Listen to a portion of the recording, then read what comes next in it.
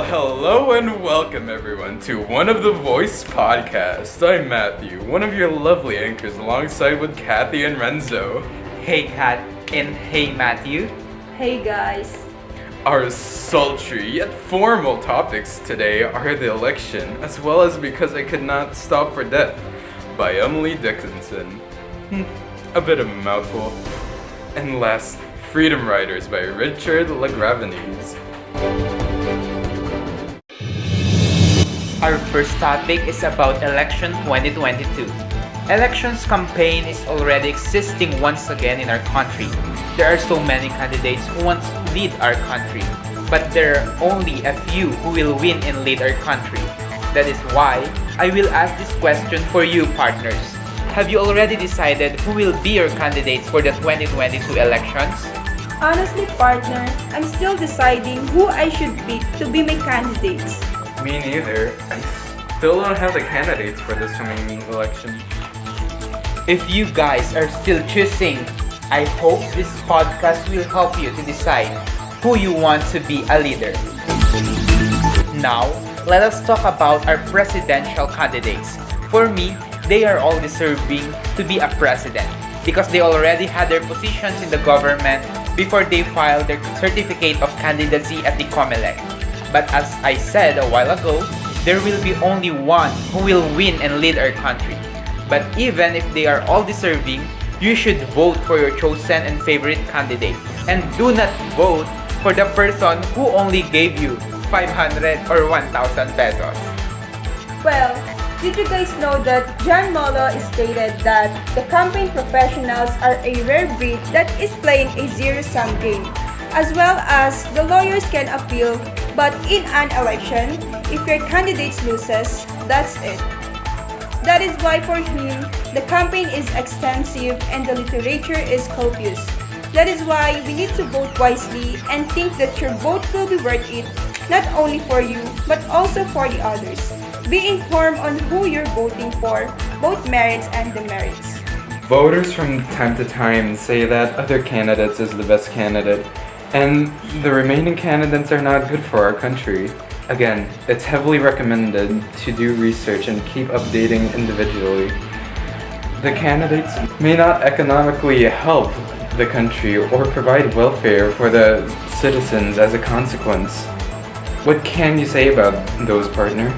Yes, citizens of the Philippines who are listening to this podcast, no matter who is going to win as the president, even if it is the best president, it will never make you rich.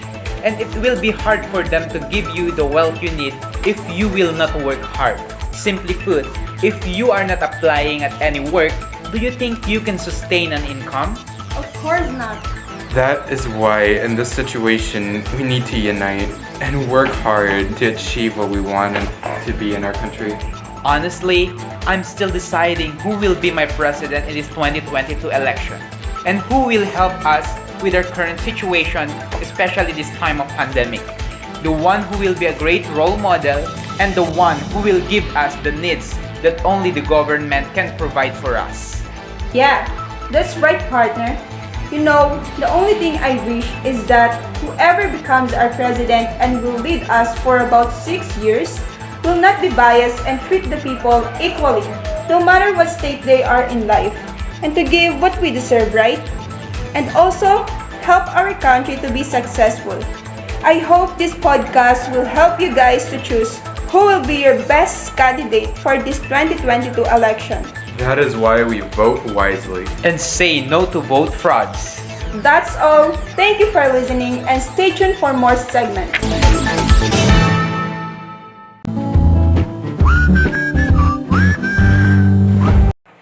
What's up sa inyo mga podcasters? Siya nga pala si Denzel. Oo! At siya naman si Tristan. Oo!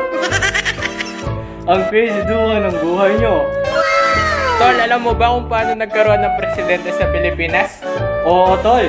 Sa pagkakaalam ko, si Enrile daw noong pinakain niya si Eva ng goma-goma fruit sa Garden of Ascension. What? Sheesh! That's crazy! Oh!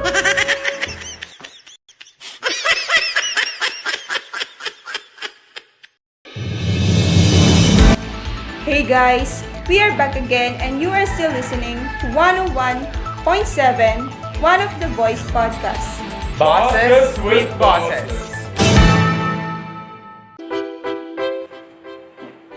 The first piece of literature that we are talking about is very interesting, which is entitled Because I Could Not Stop for That by Emily Dickinson.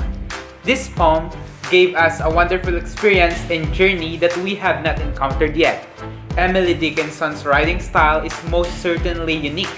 She used extensive dashes, dots, and unconventional capitalization, in addition to vivid imagery and idiosyncratic vocabulary. There are so many lessons that we can learn from it. From its title, the author introduces the reader to the subject of the poem, which is death. She engaged the reader and creates suspense to the consequences that would take place. The death in this poem had some connection with the speaker. I think death here is kind and a compassionate suitor.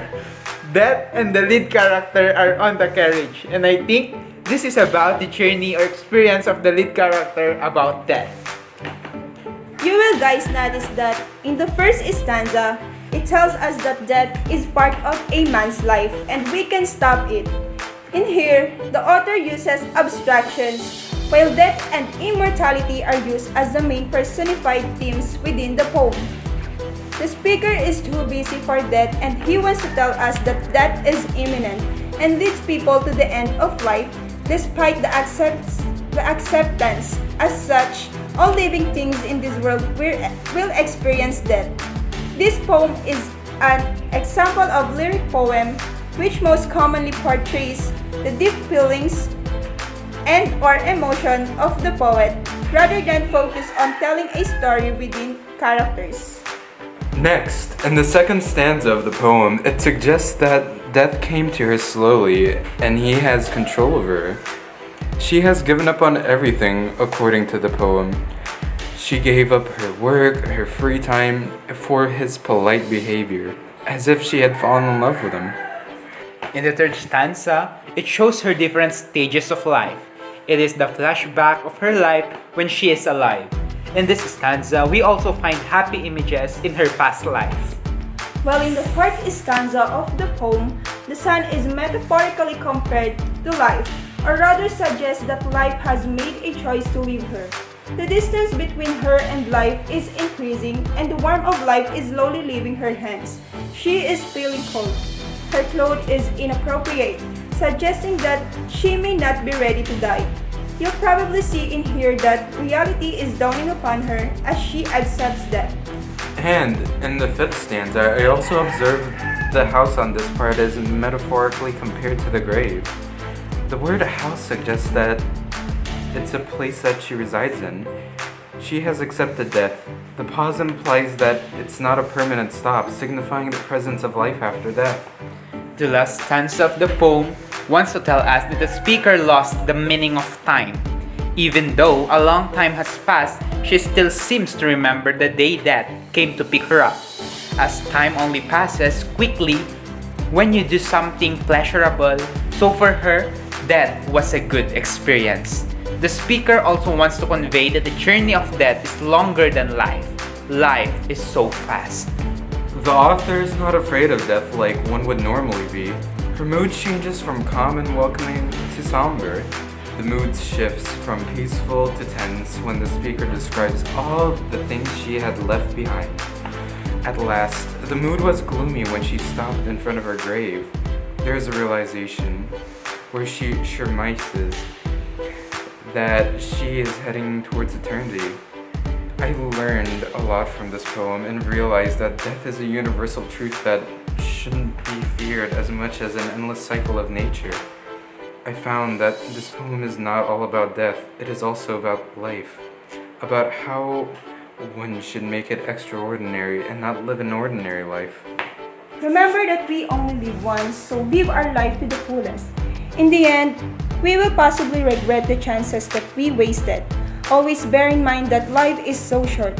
So from now on, make a move and make something that will give you a legacy. Stay tuned. We will be right back only here at 101.7 One of the Voice podcast. Bosses with Bosses.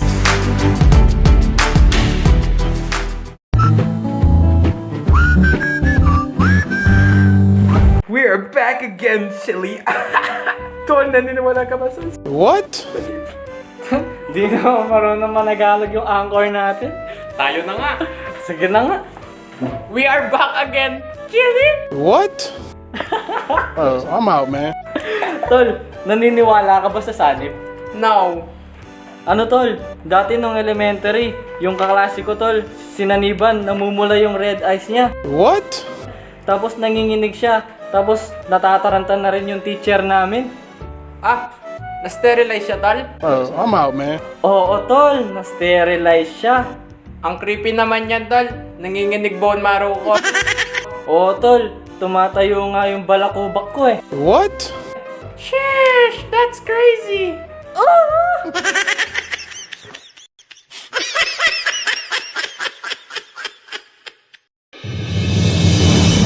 You are listening to 101.7, one of the voice podcasts. Bosses with Bosses. Have you guys ever watched this movie of Richard LaGravenese, which is entitled Freedom Riders? Well, it was based on true-to-life story and it's actually an inspiring drama about an idealistic teacher which played by Hilary Swank, who took on the challenge of educating a diverse group of high school students classified as the unteachable in Los Angeles in 1994. And instead of giving up, she inspires her students to take an interest in their education and planning their future. This film gives a broader perspective on things and life, wherein it shows how people are diverse from one another in the way we live our lives differently. I totally agree with you, partner. Indeed, this one is a great film that everyone must watch.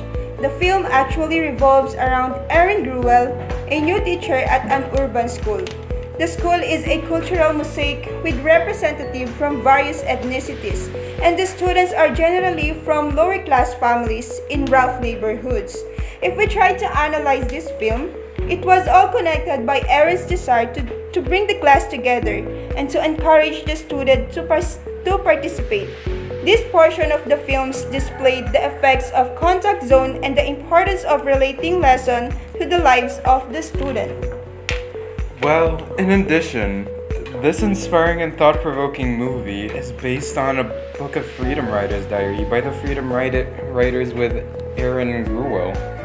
Not only does this story pay tribute to a teacher who makes an enormous contribution to the lives of her students, it also celebrates the unity that can arise from diversity when individuals break down the walls that separate them from others.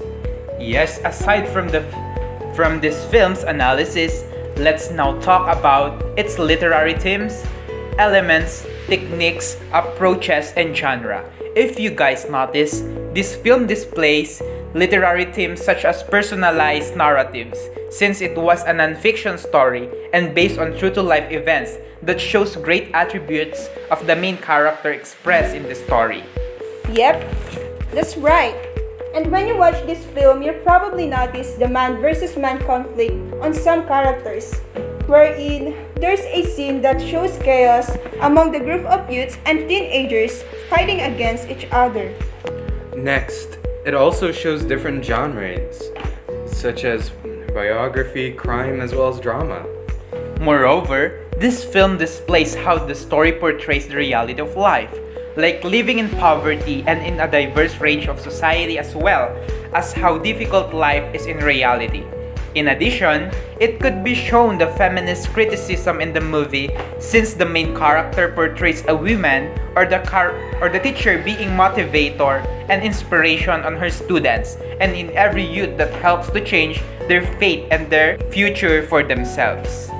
Lastly, since the story is derived from the true Freedom Riders youth, their life as well as story published through the use of internet and journal blog. Now, their journey became a film which inspires a lot of people to widen their perspective into different aspects of life and to show that life could be hard, but we can always see a good and positive side of it. Diversity may be both the hardest thing to live and the most dangerous thing to be without. One of the greatest challenges of our pluralistic culture is dealing with strangers. We give love and respect to kith and kin, but are suspicious and antagonistic toward outsiders. These attitudes are especially prevalent in many urban enclaves where youth have divided into groups based on race and gang affiliation. They are loyal to their own and aggressive toward strangers, also constantly upping the ante of distrust and violence. That's why I think right now the communities and nations of the world must study the spiritual meaning of unity and the beauty that can arise out of the dignity of differences.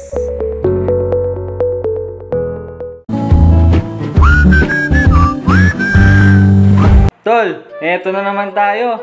Masyadong siniseryoso ng mga kasama natin. Maiba naman tayo. Oo nga tol eh. Uy, tumitilawak na yung manok. Anong oras na kaya?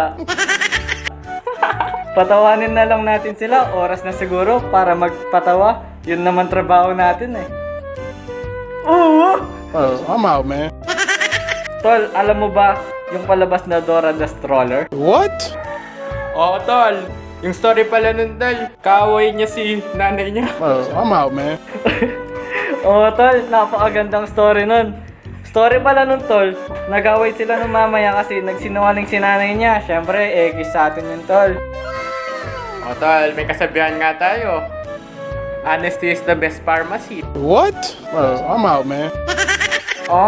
Sim. Minsan nga tol, sometimes yung ulam ng magulang niya, andox. Tapos yung ulam ni Dora, tinolang kalapati lang.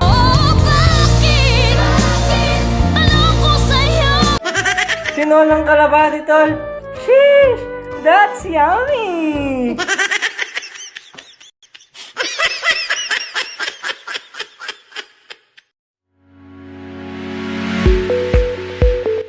In the end, there are many abstracts forms that we can take through and from the subjects we learn. It provides us insight into many forms of literary works, as it not only broadens our spectrum of what we perceive, it also passively uses in our daily lives as we cognitively process our environment and surroundings. Just like an open book, we delve deeper into it without hesitation. There we have it, our wrap up for the podcast. Thank you, listeners, for tuning in to One of the Voices podcast. But before we end it, let's have a word from Kathy and Renzo. Yes, partners, what a marvelous, wonderful, and relevant topics, partner. Honestly, I enjoyed this podcast. Yes, partners, I really appreciate you all, especially to those listeners who are tuning in right now. Thank you, listeners, for tuning into One of the Voices podcast. Remember, we cannot be the bosses without the bosses. Once again, I am Matthew Glenn Bickford.